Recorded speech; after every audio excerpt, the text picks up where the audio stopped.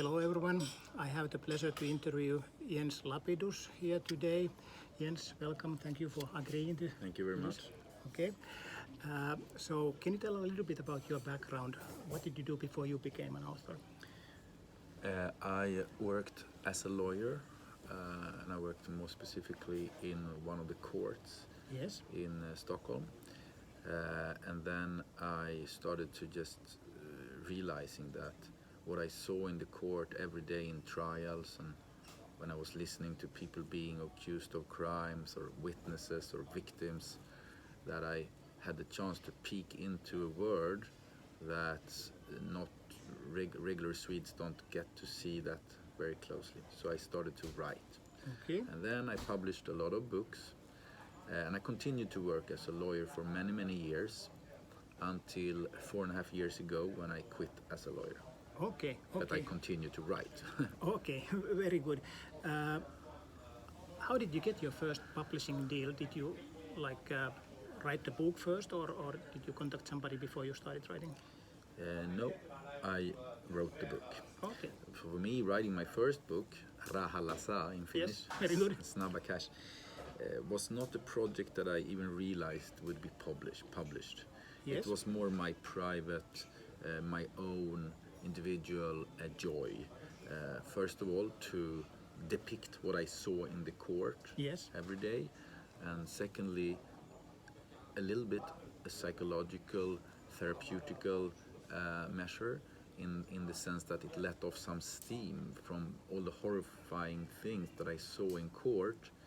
When I wrote about them, I felt a little easier.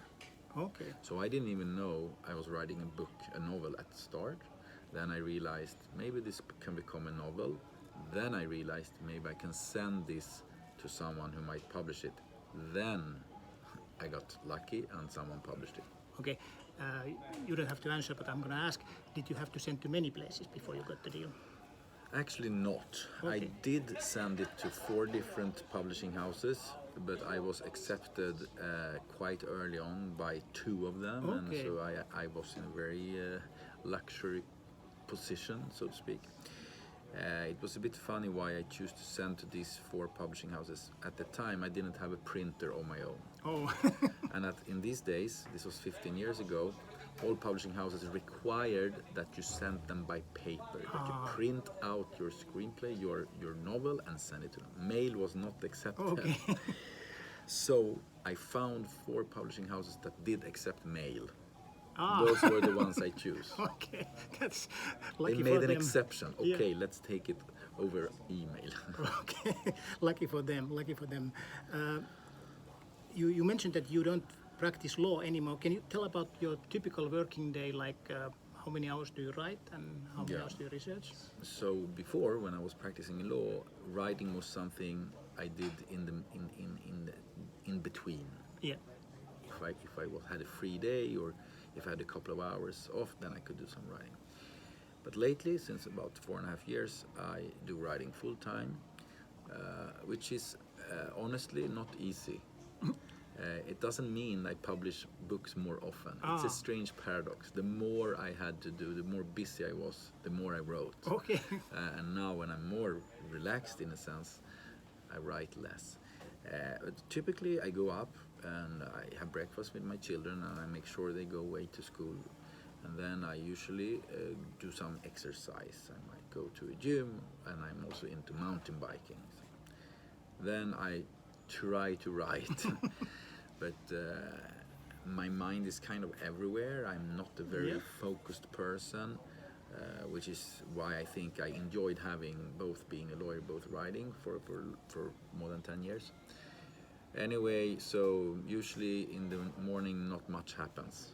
I try to write. Yeah. Then after lunch, I start to feel the deadline coming closer because I have to pick up the children at school or I have to go home to eat dinner with my family. And so then I usually start to write. Now lately I also become more and more involved in TV, Okay. different TV series. So they adapted some of my books into TV series, and I also had a show on Netflix called Snabba Cash, which was a loosely based on my universe, but actually it was a new original story written by Oskar Söderlund, but I was involved in that process too, so I also put a lot of my time into different TV projects. Okay, very good. Do you ever suffer from writer's block? Every day, Okay. almost. Now, to tell you the truth, I mean, writer's block can come from various sources, but for me, very often it comes from when I'm not planned, when I really don't know what the chapter is going to contain, or I don't know where the story is going to take me. This is a paradox, because if I plan too much, it's less fun to write. If I plan too little, I will write slower and have more of a writer's block. So I always look for that balance where the text and the story have to take me also and surprise me and take me in directions I really didn't know it was going to take me. At the same time, if it's too open, if it can take me just anywhere, then I will not move forward. Okay. Do you have an idea how your story will end, or before you start? So do you have an idea of the ending? Usually I have a vague idea how it's going to end, and I have a vague idea about different points along the way. And then I try to plan it, but I never plan it in detail all the way through, because I think it's boring, because it kills some of the creative process. Those things can change. The ending usually doesn't change, but the points along the way might change, because also I get to know the characters better and I get to know the story better. So if I introduce a new character, I don't really know that character beforehand. I get to know that character while writing that character out, while chiseling out the person that this character is going to be. So sometimes I realize things about the characters. Oh, this character will try to revenge this thing that happened here. It's in the DNA of that character. I didn't know that when I started writing. So that will take the story in a different direction than I thought from the beginning. If you do it like this way, is there a risk that there will be contradictions, illogical things? It's not a risk. It will happen. Okay. It will happen. So that I will have to take care of when I'm redacting the text afterwards and I'm fixing those gaps. So you might say that I think there are very, you can write the way you feel like and you have to find your way. A lot of crime writers are very heavy in planning, because obviously when you write a mystery novel, there has to be a plot that works out in the end, and that has to be well planned. So many crime writers, I think, are very heavy in the beginning. I'm very heavy at the end. Since I don't really do so much planning, I will have a lot of work at the end, things that didn't work out. Things that is not logical, things in the plot and the mystery that didn't work out. So I usually fix those things at the end. Put a lot of time there. Okay. In this new book, Paradise City, each chapter is about 4 to 5 pages long, and has sort of its own story, and it makes me feel it's very sort of cinematographic. Was this your intention? Did you think it as a film already when writing? I think I've been very affected by the fact that I've been working with TV a lot. I've been sitting in a writer's room with different screenplay writers and directors and producers, and I think I start to think more in terms of arches, like where and that every scene has to be powerful in a certain sense. So I write, this book is a little bit shorter than my regular books, maybe 100 pages shorter. I think it's more effective. I think there's power in every scene. There's a certain, you might even say that there's a certain dramaturgical plot line in every single chapter. And I think I'm being very affected by film and TV, where you don't really want storytelling that doesn't matter. In this book, every single part matters. It makes the book very intense. Some people I know think it's too intense, but that's the way I wanted it to be, because it's a forceful story, really. Yeah, I agree that I think it's more intense than your previous books, and it starts with two very sort of powerful chapters, and then the pace just keeps on getting faster and faster. It's I really like that. The events are now in Sweden. Did you have any temptation to place it in United States to get a deal in Hollywood? Not really. I think I realized that I'm a very Stockholm-based author.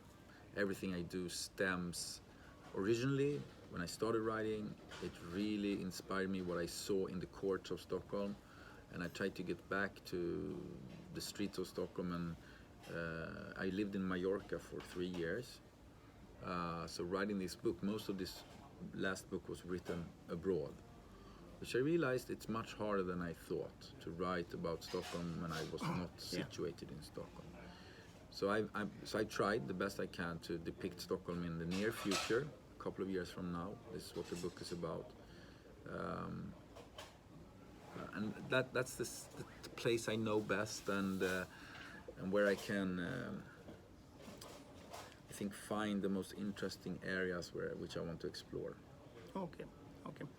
The book has a character, it's a dog, and it happens to have the same name that our dog has. It's Oh, Taco. really? Taco, yes. Do you have a dog? Are you a dog person? I'm not a dog person, but some of my friends' family in Mallorca, they had a dog and it was named Taco. Okay. That's why I choose Very good, very good. Will Paradise City be will it be a part of longer series? It could be, but it's also a very ended story, a story with a very clear ending. And right now, what I'm writing on right now is not the follow-up to Paradise City. Okay. But I mean, it could be, and we're developing into a TV series. So it could be a TV series which continues as a TV series as well as continue as a novel. Okay. As far as I can remember, this is your first sort of political thriller. Is there a reason why you stepped into that direction?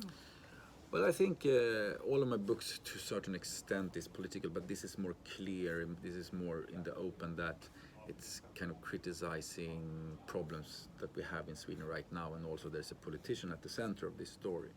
The reason, I think, was probably that I lived abroad.